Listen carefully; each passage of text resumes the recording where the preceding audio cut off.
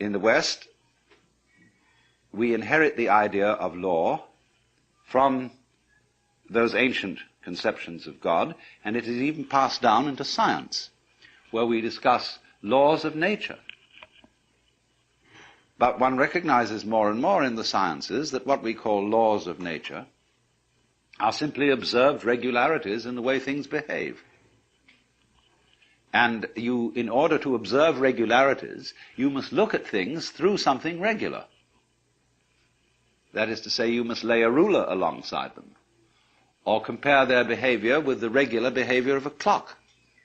But clocks and rulers are human inventions. They are regular measures which we use for comparing the rates of change. Say, a clock is a measure of a rate of change. It's quite arbitrary.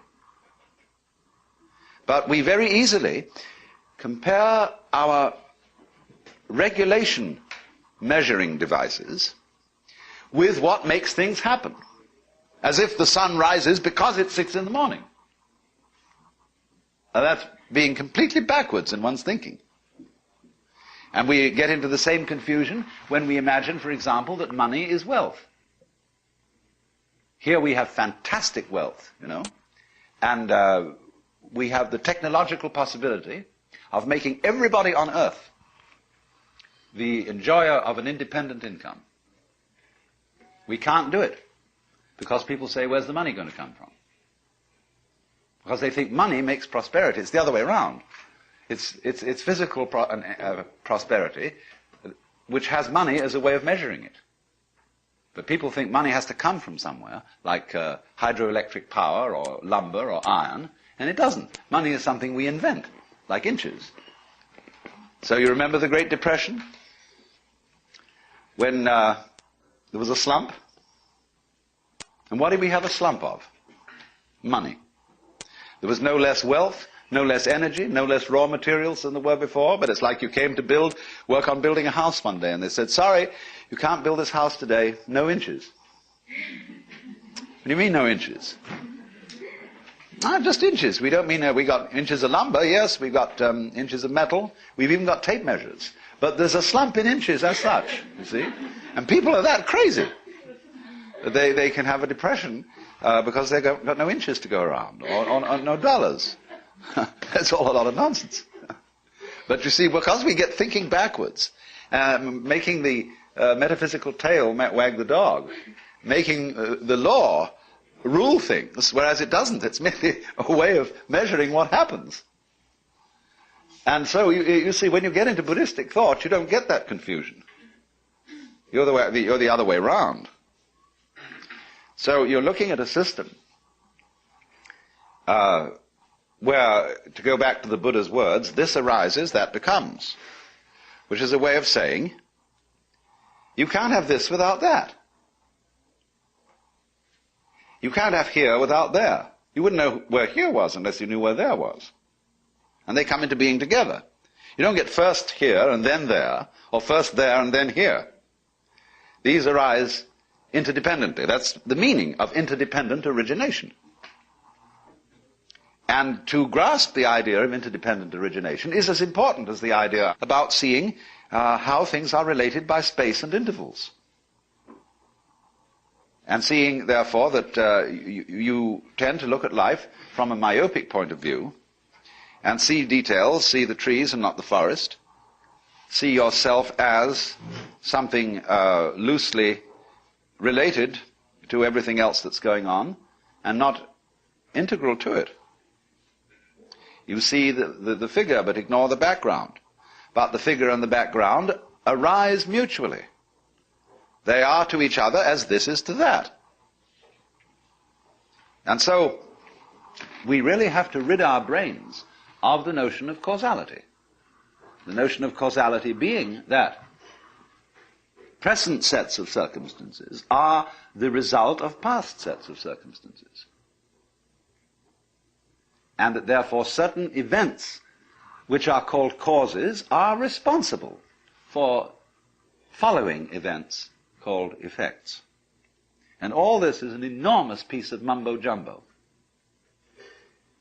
Because what is not seen and what is not clear in thinking that way is that in physical nature there are no separate events.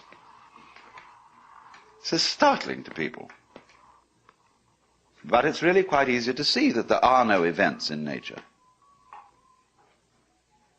Because you can ask very simply, let's take something called an event. How do we demark it from other events? At what point, shall we say, were you born? Were you born at parturition? Or when the doctor slapped you on the bottom? Or cut the umbilical cord? Or when you were conceived? Or when your father and mother were first attracted to each other? When was it? When did you begin? There's no way of deciding except arbitrarily. And for legal purposes, we say you were born at parturition. And that's when the astrologer casts your horoscope, except that other astrologers disagree and want the conception time. And say, that's the real beginning. There isn't a real beginning. It goes back and back and back in an inseparable continuity. When are you dead? That's another big argument. And you can get all kinds of ideas about that. So once you see that an event is a term in an intellectual calculus, calculus being the way of measuring, say, curved formations by reducing them to point instants and counting it, you see? But actually, the point instants are imaginary. The curve wiggles along, and it doesn't stutter from point to point. But in calculus, you make it do that. So, just as there are no point instants in the curve, so there are no events in nature. Nature is a constantly fluctuating pattern. You can only designate particular wiggles in a pattern arbitrarily. You can count a convex formation as one wiggle, or a concave formation as one wiggle. Then you decide if you call it one way, if you give the convex properties the title of wiggle, you have to deny it to the concave properties. And vice versa. So when you see that what we call separate events don't exist, it becomes nonsense to speak of one event causing another. What you really mean is that the two events which you speak of as being causally related are simply two parts of the same event. They go with each other in the same way as this with that. The relationship is not causal. It is mutual. And it works two ways in time, because so-called future events are not merely passive to past events. But you could easily see when, for example, any biological process goes on, you can reason just as well from the future to the past as from the past to the future. Why do two mammals have sexual intercourse? Well, it isn't just that they enjoy it. It's also that they're a very complex system which does this because it makes babies. And the prospect of baby works in reverse and creates desire. You can reason that way. Well, it's silly. Because the whole process is one. And when we speak humanly and purposively, I'm going downtown to buy groceries, then a future event could be said to be the cause of why you're now starting out to get into the car, buying groceries. And the difficulty we have in seeing this to be so is that we think in an either-or way, which is what is called dualism in Hindu Buddhist thought, and that liberation is being free from dualism. So when you think in an either-or way, you see the figures in the background as moving, and therefore being responsible for their action. But if somebody argues the other way round and say the figures are just following lines of force in a field, gravitational principles say, we're all human beings, you see, we're all concentrated on our fact that we're individually rushing around and doing this and that. But we don't see that we're equally sucked, and that we move around in response to all sorts of stimuli. But neither position is adequate. You have to see that our being sucked by all sorts of stimuli is exactly the same thing as our apparently voluntary and deliberate action. Because what we're looking at is not this Newtonian game of billiards, where balls roll because they are hit by cues. What we're involved in is a dance where, for example, watch a snake.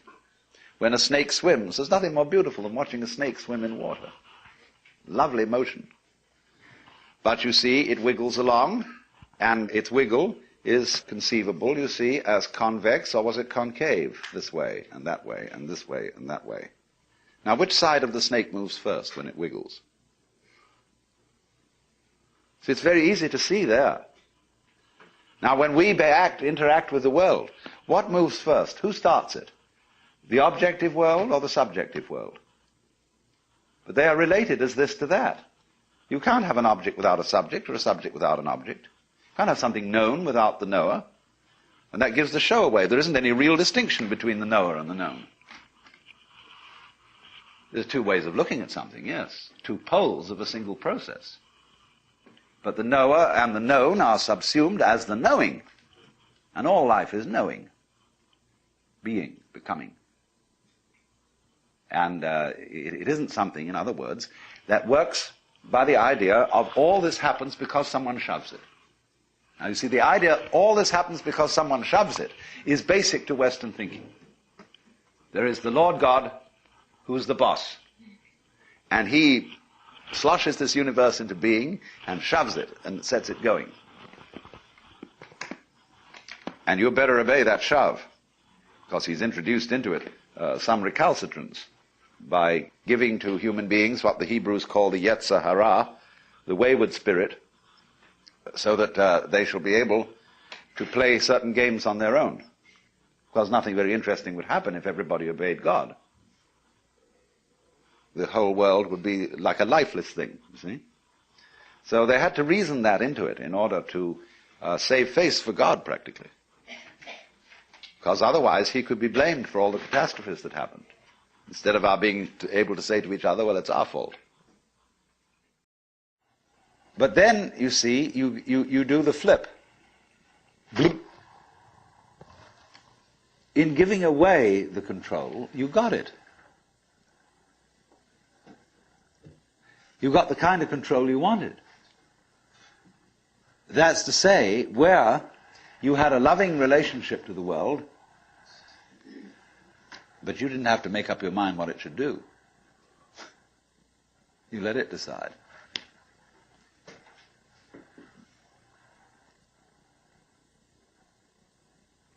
Now, do you see that's how your bodies work?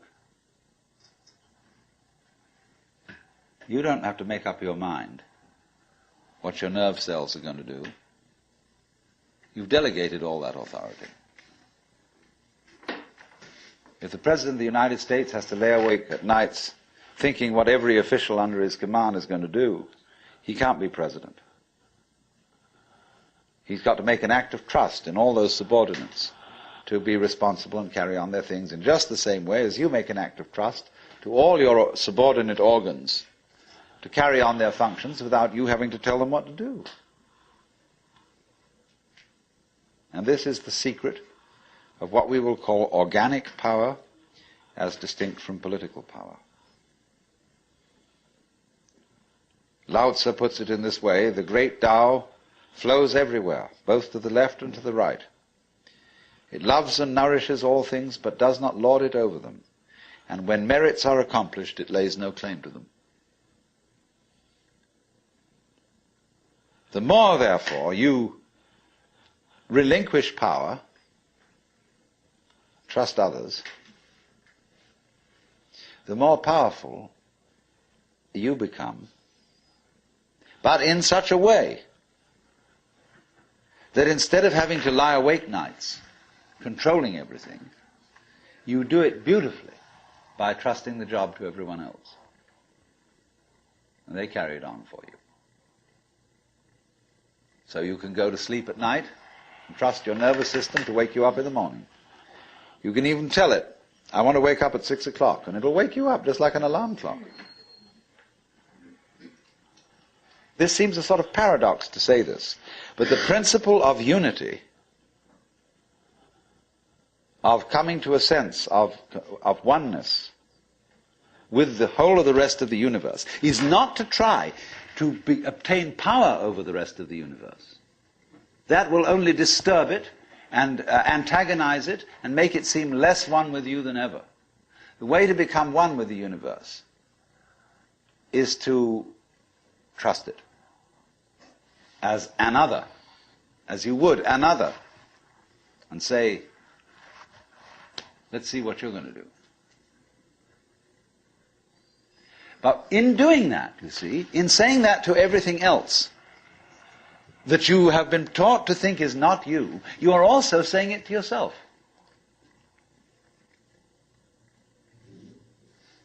Because finally, as I pointed out, you do not know where your decisions come from. They pop up like hiccups.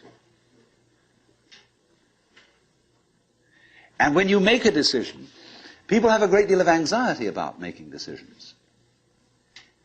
There's this guy farmer, who ordered a help man to come in, and found he was an extraordinarily efficient worker, because the first day he put him on sawing logs. And he sawed more logs than anybody had ever sawed. It was fantastic.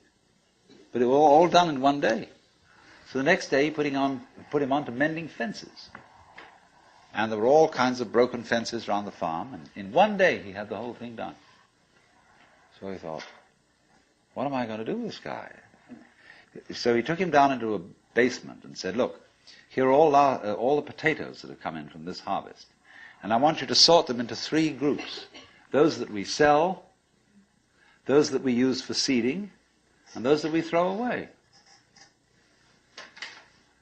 So he left him at that. At the end of the day, the laborer came back and said, well, that's enough, mister. I quit. Oh, he said, you can't quit. I've never had such an excellent worker. I'll raise your salary. I'll do anything to keep you around here. I said, no. It's all right mending fences and chopping wood, but this potato business is decision after decision after decision after decision.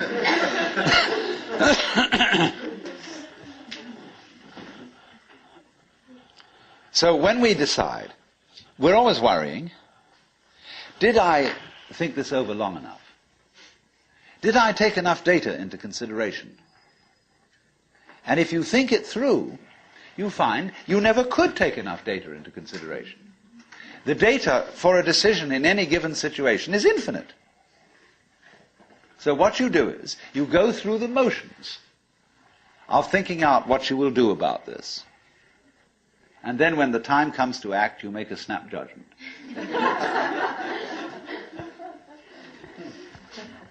I mean, I'm speaking a little extremely, making some fun of it, and so on, because after all, we do occasionally get the vague outlines of things and make a right decision on rational grounds.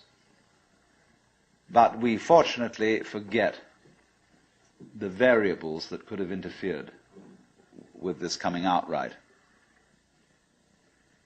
It's amazing how often it works. But warriors are people who think of all the variables beyond their control and what might happen. So then when you make a decision, and it works out all right, I think very little of it has much to do with your conscious intent and control. But somehow or other, you are able to decide and control things more harmoniously if you delegate authority. That's why very great businessmen are those who can delegate authority. Trust others to work for them. Because those are people developing businesses on the same basic structure that is fundamental to a living organism. Delegation of authority. It loves and nourishes all things, but does not lord it over them. And you see, then, what is happening is this. The more you let go of it and trust it, as if it were quite other than you,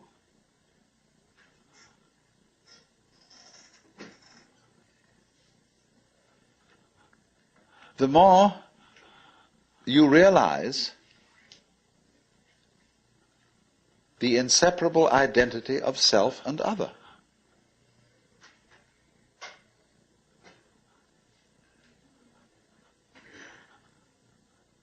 To go back, if you try to find the identity of self and other by subjecting other to self, no go. If, on the other hand, you find it through giving self, that is control, over to other, and trusting that, you may make a mistake. You may make a bad gamble. But in the long run, you're acting on a principle which has the backing of evolution. This is the way biological evolution goes on. Constant delegation of authority. That's why, obviously, the democracy is superior to the monarchy. It was de Tocqueville who said that democracy is always right, but for the wrong reasons. Because there is operating in a democracy the principle that Buckminster Fuller calls synergy. And synergy is the intelligence of a highly complex system, the nature of which is always unknown to the individual members. Because that goes back again to this point, that we're always entering a new environment. We don't ever know fully what the new environment is, because the only environments we know are the past ones. There is always then operating in the development of cellular life on any level a new way of organization, higher than any existing form, and we are not aware of it until after it's happened. If you ever saw, for example, the film Kon-Tiki, this man figured out a few things as to how to make a balsa wood raft to sail from South America to the Pacific Islands. But once he had set this in motion, he discovered that all sorts of unexpected factors cooperated with him. That when the wood got wet, it expanded so that the ties bit into it and held it completely secure. He had never expected that. And he found that as he sailed along, a flying fish would simply alight flat on the deck every morning for breakfast. That all kinds of natural factors, it was just, he had touched a key where he was flowing with the course of nature, and everything cooperated with him. Because he had touched the key. He had made the act of faith. And he was just picking up, in other words, a practice which had been hundreds and hundreds of years ago, had been followed by others who had worked it out by their great ecological awareness.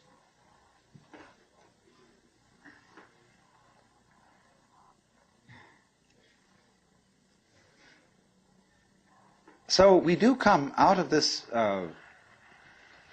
way of thinking to something which has, I would say, the most enormously creative and revolutionary social consequences.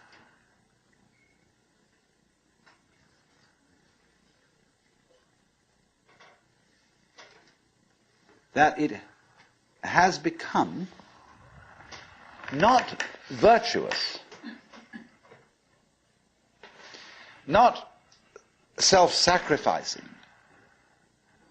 not anything like that. It has become the hardest practical politics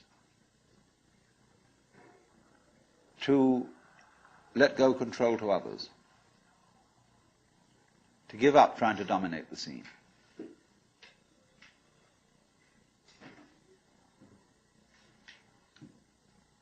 Also, in a parallel way, it has become at this time in our history very much hard practical politics.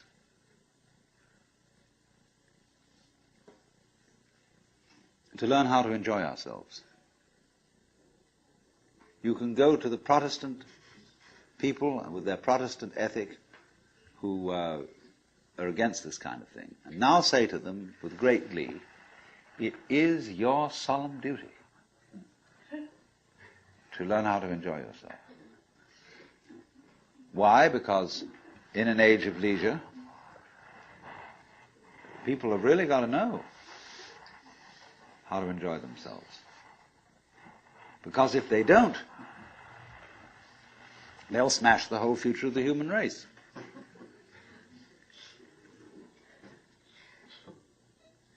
So a utopia has become not some sort of a dream, but an urgent necessity. We can't do without it. Because if we try to do without it, what's going to happen is that we are going to terminate our race in a mutual massacre of scapegoats.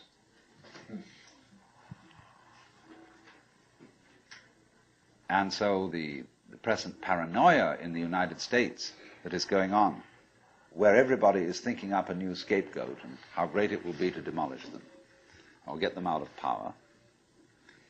All this kind of bickering and right and left politics has become irrelevant because we now have the opportunity of trusting our own intelligence, our own technology.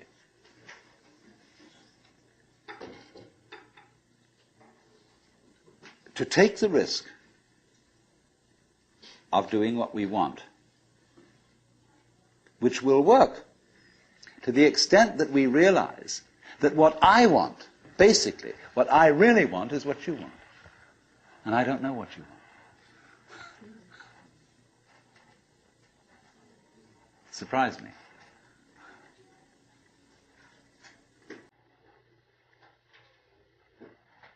But that's the kinship between I and thou.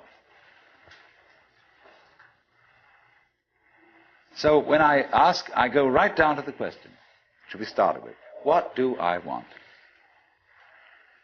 The answer is, I don't know. When Bodhidharma was asked, who are you? Which is another form of the same question. He said, I don't know. Planting flowers to which the butterflies come. Bodhidharma says, I know not. I don't know what I want. Well, when you don't know what you want, you've reached the state of desirelessness.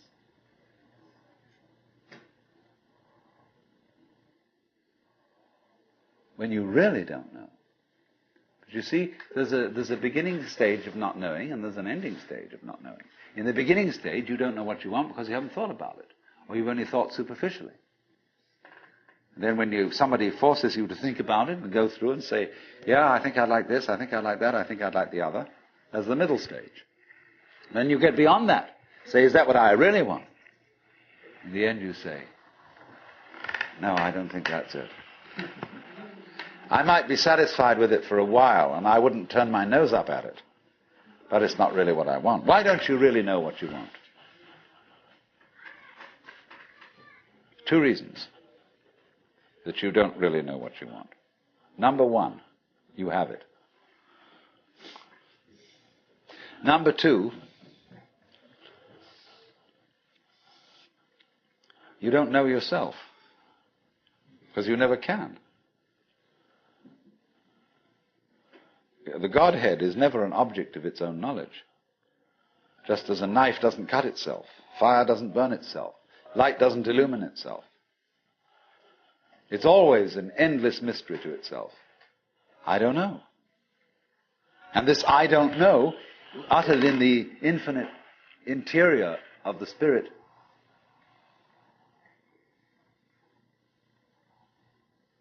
this I don't know is the same thing as I love, I let go, I don't try to force or control. It's the same thing as humility.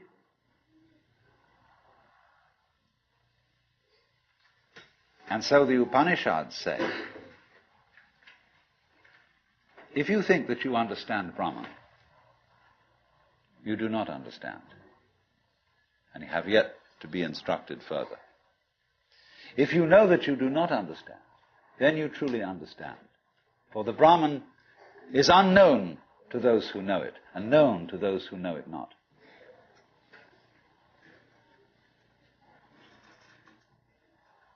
And the principle is that any time you, as it were, voluntarily let up control, in other words, cease to cling to yourself, you have an access of power.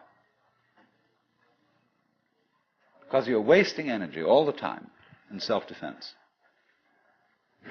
trying to manage things, trying to force things to conform to your will. The moment you stop doing that, that wasted energy is available. And therefore, you are, in that sense, having that energy available, you are one with the divine principle. You have the energy. When you're trying, however, to act as if you were God, that is to say, you don't trust anybody and you're the dictator and you have to keep everybody in line, you lose the divine energy. Because what you're doing is simply defending yourself. So then, the principle is, the more you give it away, the more it comes back. Now you say, I don't have the courage to give it away. I'm afraid.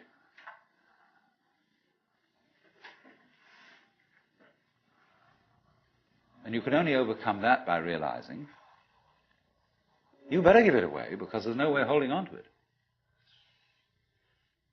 The meaning of the fact, you see, that everything is dissolving constantly, that we're all falling apart, we're all in a process of constant death, and that the worldly hope men set their hearts upon turns ashes, or it prospers, and like snow upon the desert's dusty face, lighting a little hour or two is gone. You know, all that Omar Khayyam jazz.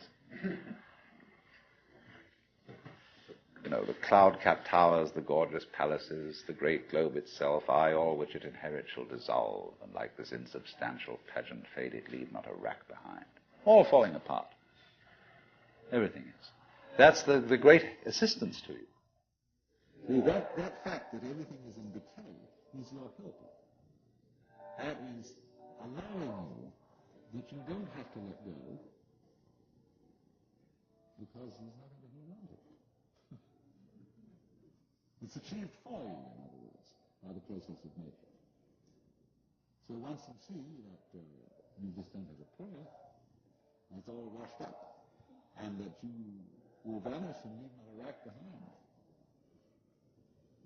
you really get with it. Suddenly you find you have the power. This enormous access of energy. But it's not power that came to you because you grabbed it. Came in entirely the opposite way. And power that comes to you in that opposite way is power with which you can be trusted. Of course, what we've been talking about is not so much a set of ideas as an experience, or shall we say experiencing. And this kind of seminar, in comparison with encounter groups or workshops of various kinds, or experiments in sensory awareness, is now being called a conceptual seminar. Although I'm not talking about concepts.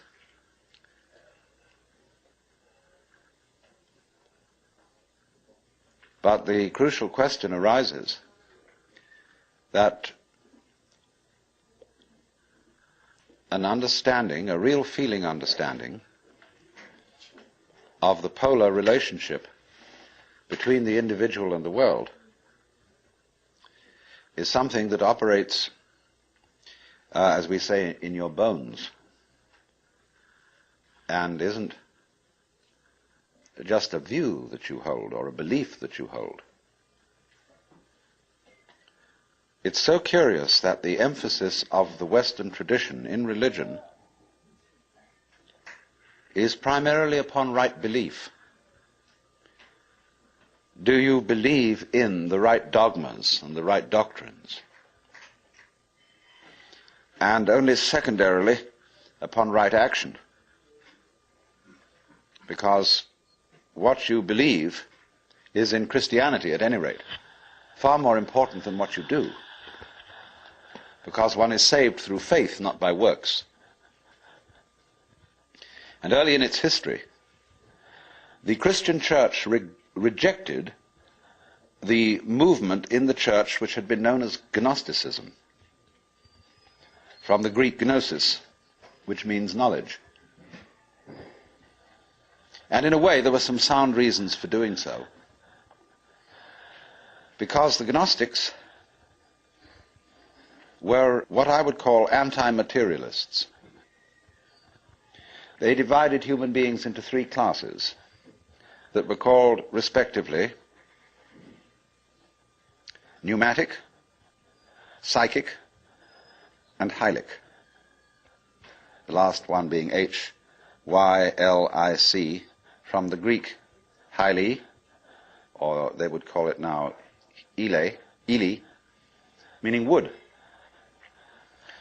So the people were spiritual, psychological, and wooden. And that is to say, the wooden people were those most absorbed in materiality and most closely identified with their bodies. And Orthodox Christianity rejected this sort of distinction because of the perfectly correct idea that material existence is not inconsistent with spirituality. This is something which most Christians have forgotten. But they do believe, as the central principle of Christianity, in what's called the incarnation. That in the Jesus of Nazareth, Almighty God did in fact become material, become human. And by this process initiated a transformation of the cosmos. In the words of St. Athanasius, God became man that man might become God. And you don't hear that from the pulpit very often. The Christian church therefore emphasized pistis, or faith, as against gnosis, or knowledge. Because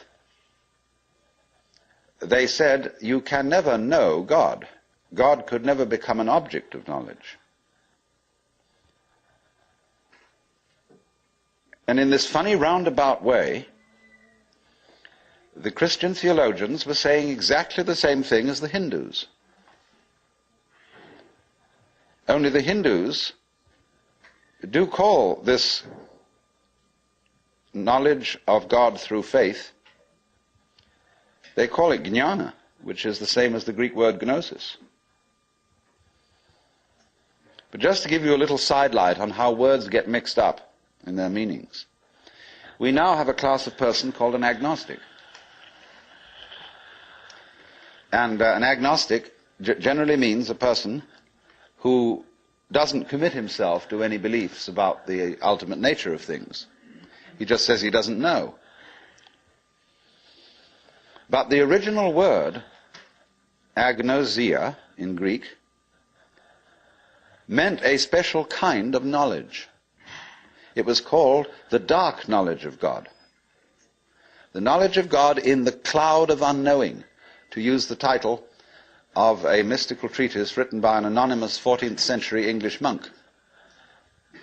This monk derived his ideas from a very mysterious figure who wrote under the name of Dionysius the Areopagite.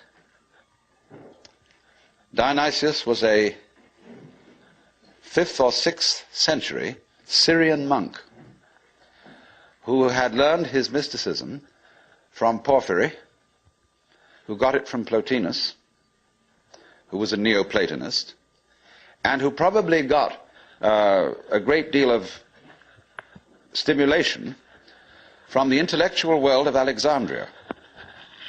And Alexandria, in the early years of the Christian era, was a tremendous exchange place between East and West.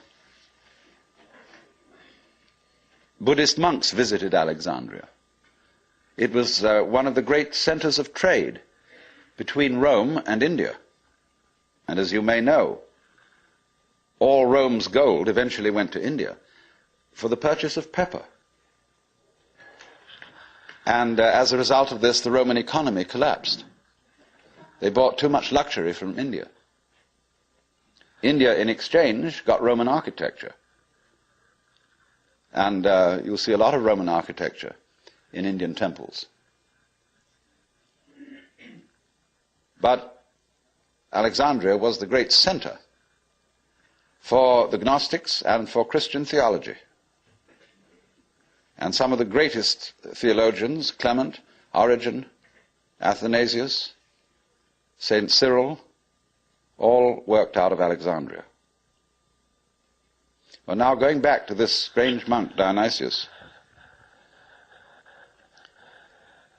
it was he who first put around the idea in Christian circles that there was such a thing of the knowledge, as the knowledge of God by faith, by agnosia, really, by unknowing. And he, in a book which he wrote, a very short book called the Theologia Mystica, he wrote a treatise on the higher knowledge of God, which might be quoted directly from the Upanishads, in certain parts of it. The last section of it reads like the Mandukya Upanishad, because it's a series of negations. It says what God is not. And he goes very far, because he says that God is not one. He says our idea of unity falls far short of what God is. So does our idea of Trinity. So does our idea of spirit, our idea of mind, of justice, of love. All these things are not really God. And he says in another place, if anybody, having seen God, understood what he had seen, what he would have seen would not have been God, but some creature of God, less than God, some sort of angel or something like that. It's perfectly amazing to consider the influence that this man had. For writing under the name of Dionysius the Areopagite, he became identified, you see, with St. Paul's first convert in Athens. And legend has it that he was the first bishop of Athens and was martyred in Gaul, where he's known as St. Denis. But St. Thomas Aquinas looked upon the writings of Dionysius the Areopagite as having the highest authority. And you could, if all the texts of Dionysius's work had been lost, you could restore most of it from quotations in St. Thomas. He wrote really two very important books. One was the one I said, the Theologia Mystica. The other was called the Divine Names. And these two books presented the two phases of his theology. The book called the Divine Names was a discussion on the nature of God in terms of what God is like, by analogy. And this kind of knowledge of God he called kataphatic, from the Greek pheme, to speak or say, kata, meaning to say according to, that is to say, to speak by analogy. Where he used, though, entirely negative language about God, this sort of discourse was called apophatic. and the word apo meaning away from, to talk away from. Just as a sculptor, when he makes an image, reveals the image by removing stone. And so Dionysius explained that one attains the knowledge of God by discarding concepts, which is exactly what the Hindus mean when they say, of God one can only say neti, neti, not this, not this, not any conception. So thus in Hindu philosophy, the highest state of consciousness in samadhi is called nirvikalpa samadhi, which means literally non-conceptual. Vikalpa means a concept. Nir is a negation. So the non-conceptual knowledge. Now, people have greatly misunderstood this. They have imagined that unknowing the state of the highest contemplation was the acquisition of a blank mind, from which you first discarded thought, you went on to discard perception, you went on to discard any kind of sensory content in awareness, until you were, so far as anyone could say, aware of nothing. And they supposed that this kind of catatonic state was mystical consciousness. This is often believed in India. If you go to the Vedanta Society and ask, what do you mean by nirvikalpa samadhi, they will tell you that the one in that state has no consciousness whatsoever of the sensory world. That he is completely absorbed, as you sometimes see Hindu holy men sitting in a state where they are blind and deaf to everything going on around them. The founder of Chinese Zen, known as Huineng, described people like that as no better than pieces of rock and lumps of wood. He said it's a very serious mistake indeed to confuse sunyata, the Sanskrit word for the great void, which is both the ultimate reality and the consciousness thereof. He said it's a great mistake to confuse it with nothingness. It is rather to be thought of as space, or like space, because space is not empty.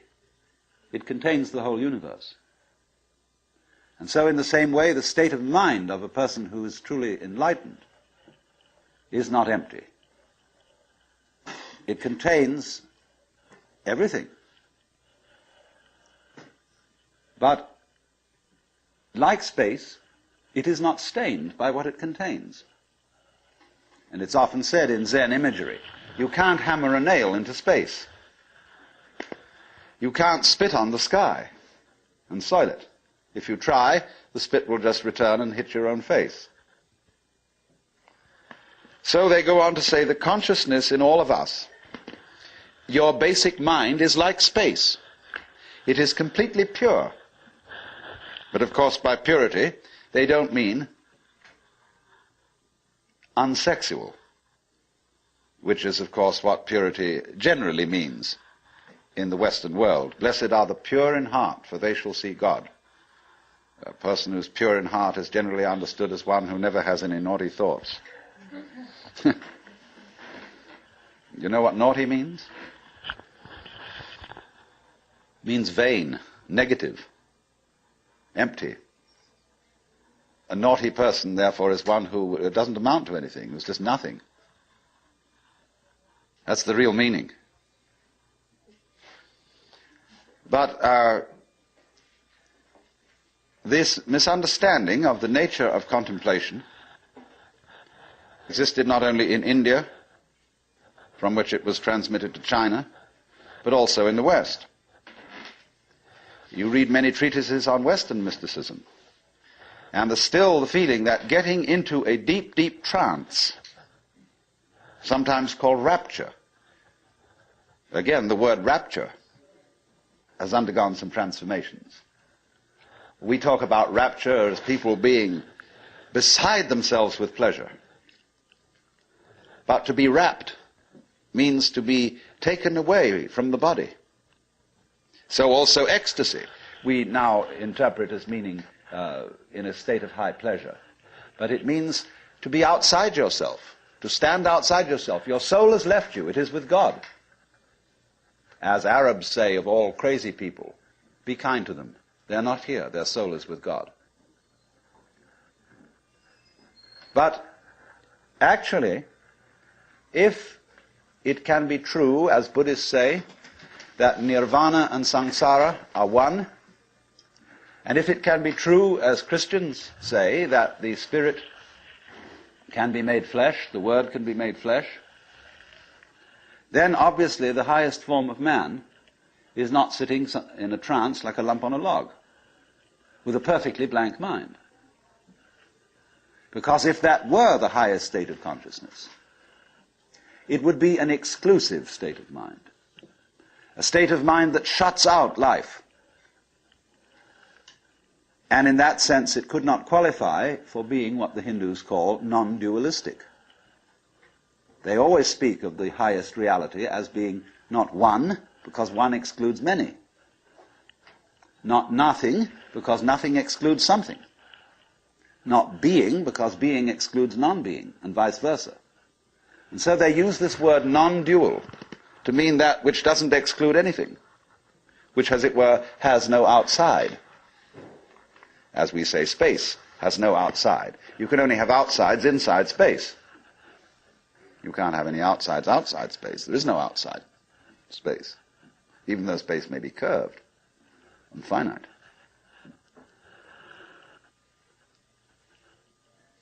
So, if you want to think, incidentally, of that curved space, go and take a look at a photograph in the Life, a book on mathematics, where there's a picture of a Klein bottle, which is a three-dimensional Möbius strip. A Möbius strip, you know, is a piece of paper that is twisted once and then joined. And it has only one side and only one edge. Now, a Klein bottle is a three-dimensional Möbius strip, and it only has one inside. It has no outside. You can say it has an inside and no outside, or it has an outside and no inside. It's a fabulous little trick. But there's something like that would be the nature of space, as that which does indeed transcend the opposites. Not quite. No, we'd have to do one extra move on a serpent to make it into a Klein bottle. You'd have to tuck its head through the side of its skin and make the aperture through the mouth continuous with the inside of the serpent, towards the tail, you see. That's more or less what a Klein bottle is. So, what I'm getting to, I'm giving you something out of the general history of religions, to show that what has been meant by the mystical state, the state of samadhi or awakening in certain traditions, is not this state of trance, but a state of consciousness in which you can perfectly well carry on your daily affairs. And of course, what is meant by a bodhisattva, as the ideal type of Buddhist person, is that he is not rapt, that he is actively engaged in the life of the world, because he has gone beyond the illusion that nirvana is to be found away from everyday life. So, what is then the point of meditation? Why meditate? Why do you have to crawl off into a hole, or go to a Zen monastery, or retire and be quiet, when this is only a withdrawal? Is there anything to be said for it? Well, meditation is, in that sense, as a practice, as a discipline, is a very curious problem. Because from one point of view it's a help, and from another point of view a hindrance. And I think we have to understand, first of all, that meditation exercises are medicinal rather than dietary. The same could be said of LSD. A medicine, not a diet. Something that is described in Zen as when you want to open a door, or summon someone to open the door for you, you pick up a brick and you knock on the door, but you don't carry the brick into the house. When you need a raft for crossing a stream, you cross the stream on the raft, but you leave the raft on the bank at the other side. You don't go carrying it around. But a lot of people, when they get into meditation, or they get into religion, or into any kind of exploration of this sort, turn the door into a revolving door and keep on going round and round and round and never get through. They say, what a gas it is to be in this revolving door. So I think a good definition of a parasite is a person who goes through a revolving door on someone else's push.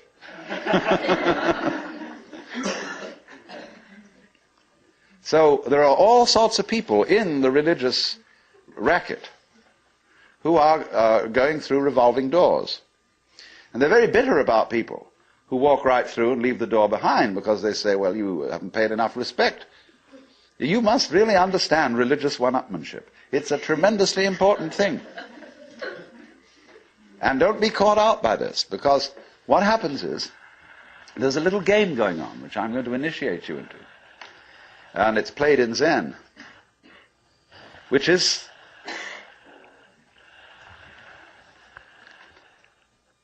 it works like this. If you go to a teacher and ask for spiritual instruction, or even if you come to a seminar like this,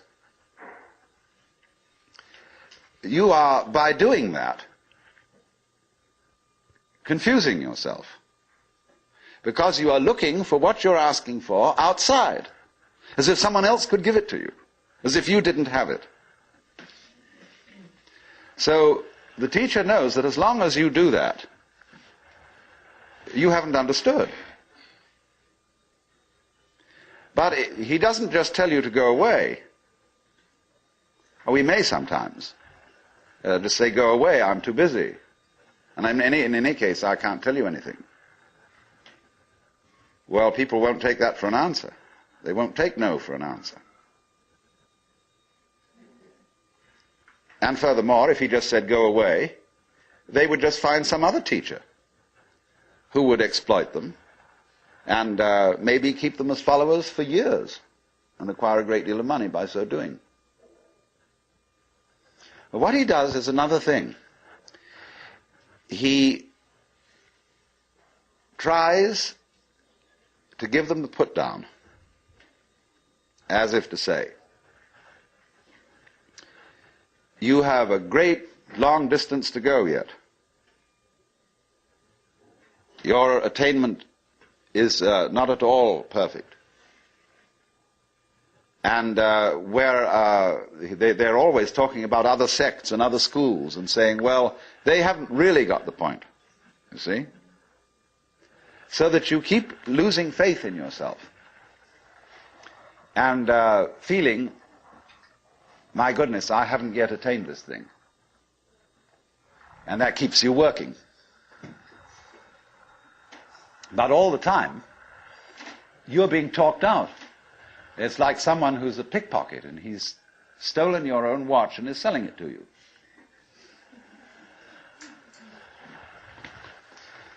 But just so long as you can be talked out of yourself, you deserve to be.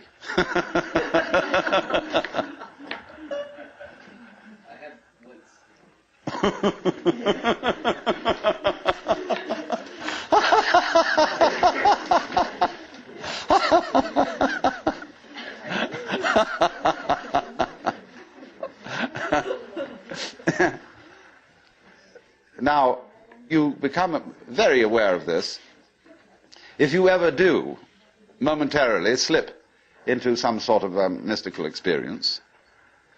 You become aware of this tremendous gamesmanship going on. And you see it as sort of continuous with all sorts of cosmic games that are going on, of creatures eating other creatures up, and The creatures that get eaten, of course, transform themselves into the creatures that eat them, and then in turn eat other creatures. And you see the whole hide-and-seek game going on, and then you realize very clearly that the state of development that you are in now is no better and no worse than anybody else's state. Because it's like space again. Which planet is in, or which star is in the best position? Well, it's all equal. They're all in the middle. Any one can be considered as the center one. Any point on a sphere is the center of the surface of the sphere. So, in the same way, everybody, in all his behavior, whatever he's doing, whether we call him from a certain point of view sick, or whether we call him healthy, whether we call him good or bad, neurotic, normal, psychotic, sane, all the manifestations are just like the leaves on the trees. And in each being, in a unique way, is, as Christians would say, manifesting the will of God. So, there really, from that point of view, you see, there is nothing to do to attain Buddhahood. Nothing at all. But you see, that's very difficult to understand, because a lot of people, when they hear that there's nothing to do, try to do nothing. And you can't. Because you are karma, and karma means action. You can't do nothing. But the thing you're looking for, or think you're looking for, is what you're doing. Is what's called you. Only, of course, as we all know, we've got ourselves into the idea that oneself is so difficult to see. Because it's like, as I've often said, trying to bite your own teeth or look into your own eyes, and you can't find it. It's always behind. It's like your head is, from the optical point of view, a blank space. Neither light nor dark. It's right in the middle of everything. And so, one of the great tricks of gurus is to set people looking for their heads. There's a famous story of a king in India in ancient times called Yajnadatta. And one morning he woke up and reached out for his mirror and brought it over. No head. He was looking in the wrong side of the mirror. And you know, he was kind of bleary-eyed and had a hangover. So he summoned servants and said, "Ye gods, I've lost my head. Find it." And they said, "But Your Majesty, it's there on your shoulders." He said, "It is not. I can't see it in the mirror. Nobody can show me my head." So they were rushing all over the place, looking for the head. Now the trick to that is, of course, that you are perfectly well aware of your head, only not in a form in which you expect to be aware of it. You expect to be aware of your own head in the same way as you're aware of other people's heads. But that wouldn't be true of you, because you've got an inside view on your head. You have an outside view of other people's heads, because, of course, you're taking an inside point of view. But the way in which you are aware of your head is in terms of what you are seeing and hearing. Because all sights and all sounds are what the nerves inside your head are doing. That's how to be aware of one's head. You are aware, therefore, of yourself, the mysterious self that you have, in terms of experience. Because there isn't really any difference. But that always escapes people, you see. So perpetually, so long as you don't understand that, you can be talked into going on to all kinds of weird excursions. And just so long as you believe it, you're a sucker. You're hooked. And it takes a tremendous inner confidence and nerve finally to say, "Hey, don't pull that stunt on me anymore. I see through your game." And because gurus are very clever at putting you down, but they're just trying to see how strong you are, testing you out, see if they can hoodwink you. So long as they can, you see, they're going to go on doing it, because they're going to get you to the point where they can't do it to you anymore. Then they're a graduate. And so one of Rinzai's students, after he saw through it, said, "Well, there wasn't much in Rinzai's Buddhism after all." Of course there wasn't. He said boldly and straight out, "My teaching is just like using an empty fist to deceive a child." You know, when you play games with a child and pretend you've got something here, and the child goes into all kinds of tizzy to get you to open your hand and show what it is, and then there's nothing. Fooled. So you can be fooled, as long as you can be fooled. When you can't be fooled, you don't ask the question anymore, because it's all become clear. It's all become clear that there is no puzzle about this universe. What makes you think there are puzzles about this universe? Very simple reason. You're trying to explain it. And when you explain things, what do you mean by explanation? There are several meanings of explanation. There's really one basic meaning. But first of all, to be able to translate what is happening into terms of words or numbers. In other words, to describe. But a real explanation is not just a description. It's a description which enables us to control what we are describing. But didn't we see in the last session that to control the world is not really what we want to do?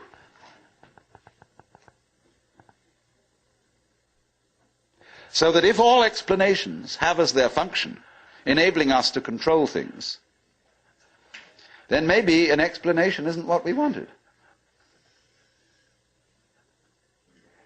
And furthermore, you can very simply see that what makes things complicated is explaining them.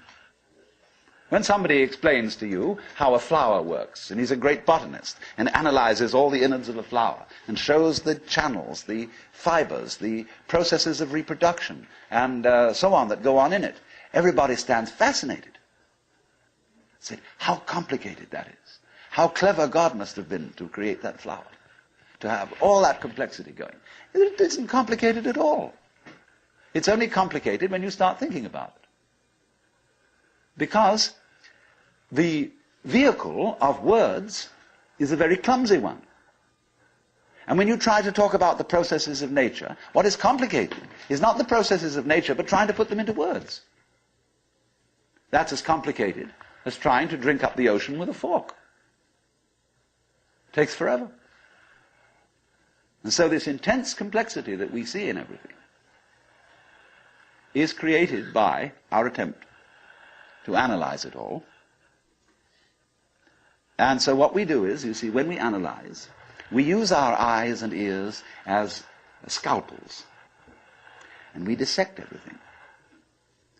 And we have to put a label on every piece we chop off. And so we scalpelize, and we get it right down to atoms, getting finer and finer, and we suddenly thought, well, we got to the end of it, because the word atom means what is not cuttable. Atomos. But then we found we could cut the atom. And lo and behold, big fleas had little fleas upon their backs to bite them. And it goes on forever. There is no end to the minuteness which you can unveil through physical investigation. For the simple reason that the investigation itself is what is chopping things into pieces. And the sharper you can sharpen your knife, the finer you can cut it. And the knife of the intellect is very sharp indeed. And the sophisticated instruments that we can now make, there's probably no limit to it. But in a way, all that is vain knowledge. In a way. Because you see, what it does is, it gives you the illusion that you've solved your problems. When you have controlled certain things, and you have solved certain problems, practical problems, you say, fine, more of that, please. Let's go on solving problems. And then you do. And you create a world of people, as we are today, far more comfortable than people who lived in the 19th century. Just remember the troubles of going to a dentist when you were children, or some of you when you were children, of medicine, of badly heated homes, of all sorts of things that we don't put up with anymore. But the problem is we keep running into this thing that all constant stimulations of consciousness become unconscious. And when we take it as a matter of course to have certain comforts, then we switch the level on which we worry. When you solve a whole set of problems, people find new ones to worry about. And after a while, you begin to get that haven't we been here before feeling. Aren't we just going round on a cycle and doing the same old thing over and over and over again because we don't realize that we're chasing our own tails?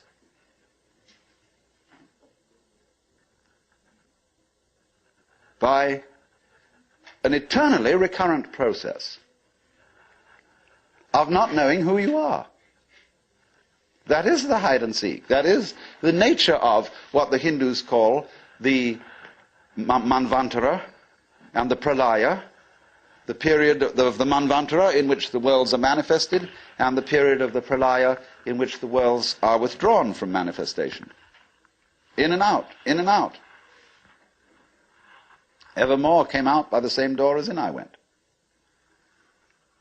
And the thing is, to get to the point where you can see that you are doing that in every moment of your existence, with every tiny little atom of your body, you now, at this minute, you see, are the whole system of inning and outing.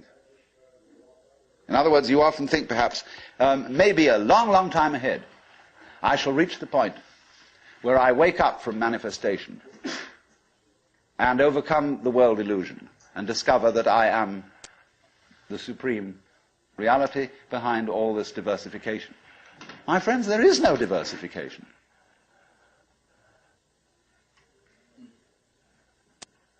In other words, what you call diversification is your game. In the same way as you chop the thing and then you say it is made of pieces. Because you forget that you cut it. And so when you see the world as complicated and that there are life problems and that you might one day succeed. See, hundreds and hundreds of people are running like mad after something that they call that is success, and they have no idea what it is. So in exactly the same way, the guru is keeping you running and running after spiritual attainment. You don't know what you want. See, where Krishnamurti is so clever. Because he says, if you ask me for enlightenment, how can you ask me for enlightenment? If you don't know what it is, how do you know you want it? Is that any concept you have of it will be simply a way of trying to perpetuate the situation you're already in. If you think you know what you're going out for, all you're doing is you're seeking the past. What you already know, what you've already experienced. Therefore, that's not it, is it? Because you say you're looking for something quite new. But what do you mean new? What's your conception of something new? Well, you figure I can only think about it in terms of something old. Something I once had. So he doesn't say anything. He doesn't indicate anything positively. Everybody says, why are you so negative? Why don't you give us something to hang on to? Well, the simple answer is it would be spurious. You don't need anything to hang on to. You're it. You don't need a religion. But then you say, well, what is all this religious stuff about then? Why don't we just forget it? You can try. By all means.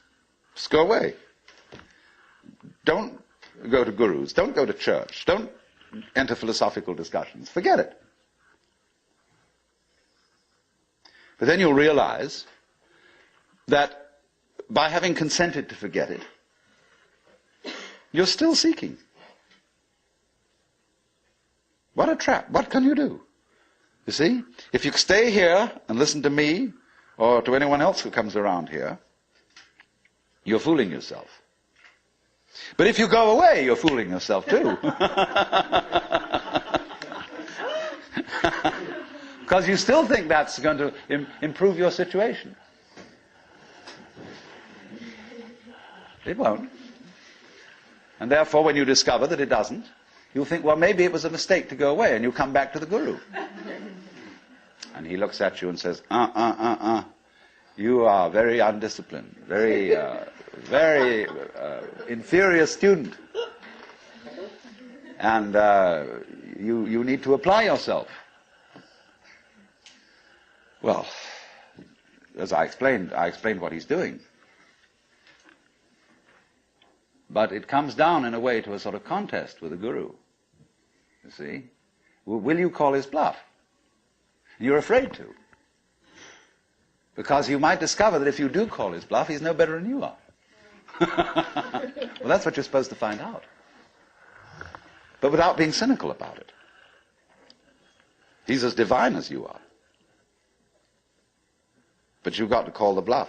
There's going to be a showdown. And it's a double bind. The whole situation's a double bind. Because it doesn't do any good to stay here, and it doesn't do you any good to go away. Either to do something about it or to do nothing about it. Now then, there's something else. When you understand that, and when you realize that there's nothing to realize, well, it's all here, then what are you going to do? Well, of course, this is the sense of the Zen poem, supernatural activity and marvelous power, drawing water, carrying fuel. You know, do whatever one does as a human being. But there's a little element of Philistinism in that. It's like when a child is pestering father or mother with all sorts of questions. They finally get down to the deepest metaphysical problems. They say, oh, shut up and eat your donut. And I wouldn't say that, you see, at this point. Because life, as one looks at it, you see, is in fact a celebration of itself. When you look out at night at the stars and you really wonder, good God, what is all that about? Well, it's a firework display. And it's celebrating High Holy Day. It's whoopee. And the whole world is whoopee. It's a kind of exuberance. And therefore the proper function of religion is digging this. It's not seeking. It's not seeking anything, but is, in a way, thanksgiving. That's why, of course, the Christians were right in calling the Mass the Eucharist, the thanksgiving. Only they had such a complicated way of thinking about it that nobody could understand it. So there, in religion, all religious exercises, whether they are meditative or whether they are ritualistic, are whoopee. They are not something you do in order to attain anything. They are like art forms, like dancing. They are expressive of attainment, of the attainless attainment. So here's another hang-up for you. When you go to Mr. Suzuki, who runs the Zen Center, he's a good disciple of Dogen, who brought Zen, a certain school of Zen to Japan in the 13th century. Dogen said, you can't sit and meditate unless you're already a Buddha. In which case, why meditate? Well, meditation is just the way a Buddha sits. And he called this sitting just to sit, not to attain enlightenment. Because the minute you do that, you see, you're not meditating.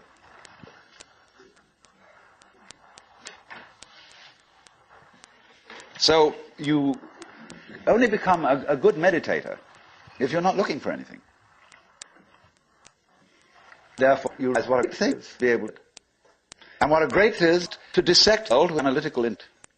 To be able to alter or the trees, floor, and the light in front of you without calling it light or floor or trees or thinking that it has parts or thinking that it's complicated. It isn't. So when you can sit without thinking, not with an empty mind, mind you, I'm going back to that point, not with an empty mind, but just a non-analytic mind, a non-probing mind, where you're not creating problems, or a non-analytic mind, a non-probing mind, where you're not creating problems all the time by trying to control it, by trying to control your mind, by trying to control your experience, what you see and hear. You then just simply discover that there is no way of controlling what you're experiencing, because what you're experiencing is you. And to try and really fundamentally control that is just going around the circle. So if I would say to you now, what you have to learn is to let it happen, that's wrong too. There's no one to let it happen. If I say to you, accept your experience, be calm and open to things, that again perpetuates the illusion that you're something different from it. And so we go round and round. But if there are some people who want to get together, and like we would get together to play poker, or to have a walk, go fishing, or sail a boat, if there are some people who want to get together to meditate, and to have rituals, and to chant, great. It's an art form. And you can only use it and make it a good art form if you're not using it to get something. And this is what really is the bane of temples all over the world. You go into Buddhist temples where they theoretically don't believe in any God. But there are the people praying. And they're all doing it in order that we get a male child next time around, or that the horse recover from a disease, or that mama gets cured of the dropsy. And all these petitions are going on and on and on. People always coming to the temple to ask for something. Lowbrow people for lowbrow things, highbrow people for highbrow things. And there all the vendors sit outside and sell souvenirs and magic and charms, and all the people go in and do this. And all these serious priests sitting there, really having to keep up face and say, yes, we can provide these services.